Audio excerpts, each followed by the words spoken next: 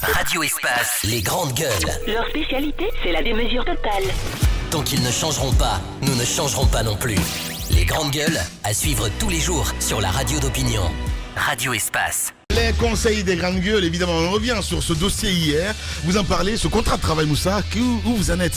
Je dois avoir quelques éléments aujourd'hui, afin, au courant de la semaine, de revenir sur le dossier. Donc, il y a quelques tournures, parce que j'ai été approché lorsque j'ai juste fait le jet. Vous savez, dans cette émission, va à une vitesse extraordinaire. Il suffit juste d'annoncer quelque chose, même en fin d'émission, pour que de part et d'autre, on puisse vous rapprocher. Donc, je veux avoir toutes les documentations des différentes parties là-dessus afin de revenir sur le dossier au courant de la semaine. Justement, on parle aussi évidemment de SLEG, on parle de ces syndicalistes. Oui, mais bien avant ce dossier sur la 3G, de la situation de Celcom Guinée, c'est forcément quelque chose qu'on va devoir approfondir et pour laquelle d'ailleurs inviter formellement lancé à ceux qui gèrent la question de la téléphonie en Guinée. Mamie Diaby, pourquoi pas, justement pour qu'on l'ait, pour avoir plus de clarté. Merci beaucoup, allez-y. Bon, il y a l'INIDH qui entame sa session aujourd'hui, c'est une session ordinaire, dit-on.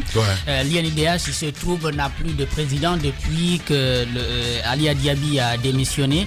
Hier, j'ai eu des informations comme quoi tout serait en train d'être mis en œuvre pour le ramener, alors que les gens avaient dénoncé d'abord dans un premier temps son retour au sein de l'institution lorsqu'il a quitté la Cour constitutionnelle, et après il est venu à prendre cette décision de démissionner finalement de son poste, et après 2 mois, je crois 2 ou 3 mois comme ça, il exprime le besoin de revenir.